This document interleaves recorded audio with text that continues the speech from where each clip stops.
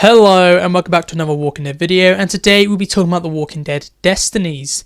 And first of all, we have a confirmed release date. In my last video I was like, oh, this looks like it's going to be a year off. No, it's actually going to come out in November. And you can actually pre-order the game now for basically any console. PC, Switch, PS4, PS5, Xbox One, Xbox Series X. And I went to go look on Game. And it looks like this game is going to be coming out on all consoles on the 14th of November. So it's literally a 2 to 3 month wait. I'm really shocked how early this game is coming out. Like, we just got this really dodgy looking trailer and them saying it's not in-game footage and all they're going to change. They have about 2 to 3 months to really kind of polish off this game. And it's really a double-edged sword. One, we don't have to wait years for this. It's coming out a couple months, which is great. The one downside is it might not look or sound that great. However, if the premise is done well and the what if is really cool, it doesn't matter what the game looks like as long as we get to do some wild decisions. I'm really excited for this, and I'm so happy it is not a year off, and I was so wrong in my last video. It is literally coming out the middle of November. We also have some potential choices that you'll be able to make in the game, and the big ones are that Rick can just die immediately, and Andrew can kill the governor. So what would happen in the season 4 with the governor already being dead? Why does everyone leave the prison? And the big one that everyone was talking about in my previous video is that we have the potential to have Rick and Shane survive the farm, and you have the option that Andrew and Shane might go off together. That'd be very interesting. And saying that we have only the first 4 seasons be this game, we're not going to get any Negan, sadly. So it looks like if they go off, they would come back with the governor. So it wouldn't be Shane and Andrew just disappear for the rest of the game. Or maybe they do, but we get some really cool decisions here. Some of these will really change the story, especially the Andrea kills the governor. We also have some information about what type of game this would be. In my previous video, I was so wrong because I said it would be like Telltales. You watch cutscenes, you might move around a little, make decisions. No, apparently this will be a third-person action-adventure game where you get to run around and kill zombies. And we do see a bit of this in the trailer, and I was like, oh, that's just cutscenes. No, it looks like that's going to be actual gameplay footage, but looks probably a bit better.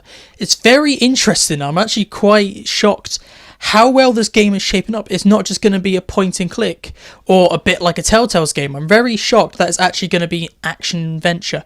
I do not think it'll be open world though. I definitely think this will be a linear story. As you go through the story, you get to mess around and have maybe semi-open areas, but you're not going to get big open worlds. We can also know that we will be playing as multiple characters. We do see it kinda in the trailer with shots of Daryl and Glenn, but it looks like we have the option to play up to 12 characters in this game. They also made a point about there's some sort of stress system in this game which can make a difference between life and death. So maybe certain choices you make, or maybe it's kind of like a health bar. The more stress you have and the more encounters you can get, maybe you're more likely to die, and maybe that you can just die in the game and the game will just move on and that character's died. Or maybe that's just you'll die if this event happens, but if it's not a big story moment, you can respawn. I assume there will be points where it is scripted that it is possible for you to die as a character and the game to move on. That's what I'm thinking this is relevant to. Maybe this is a potential kind of health bar.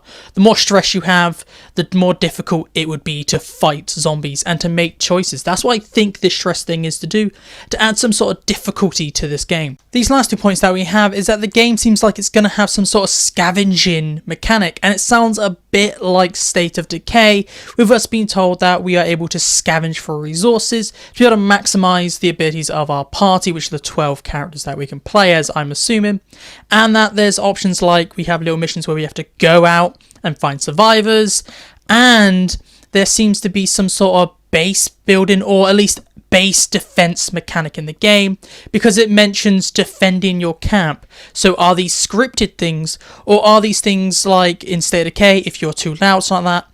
I'm getting some State of Decay vibes with this defend your base kind of statement. I definitely think they are stealing a little from State of Decay, being like, okay, we can go out and scavenge to go and use those resources at your camp to go and improve your character's ability. I definitely think there'll be some sort of maybe very minimal sort of leveling up maybe with the abilities, like you go get resources, you come back, you put them into a character to level them up.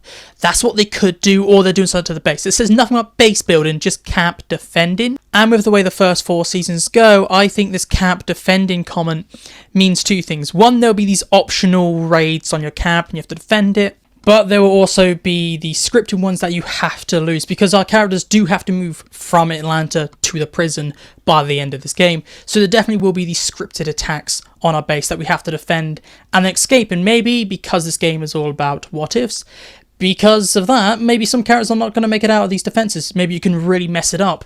And let's say in the farm, you could end up losing Herschel, Maggie, and Glenn. Something big like that, just because you failed the defensive. And maybe if you get rid of the governor because you kill him off with Andrea in the equivalent of Season 3, maybe in Season 4, you do not leave the prison.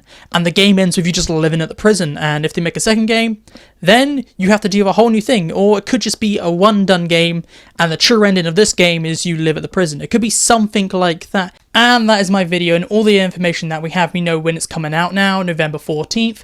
And we know that this is going to be a third-person action-adventure game with some really cool, maybe State of Decay-like aspects, with the ability to go out and scavenge and base defending. Hopefully we get some sort of maybe base building or something minimal like that. Please tell me down below, how excited are you for this game? And I'd like to know all your thoughts about the Walking Dead Destinies in the comments. But this is it for me today, so goodbye, peace out, and I'll see you in my next video.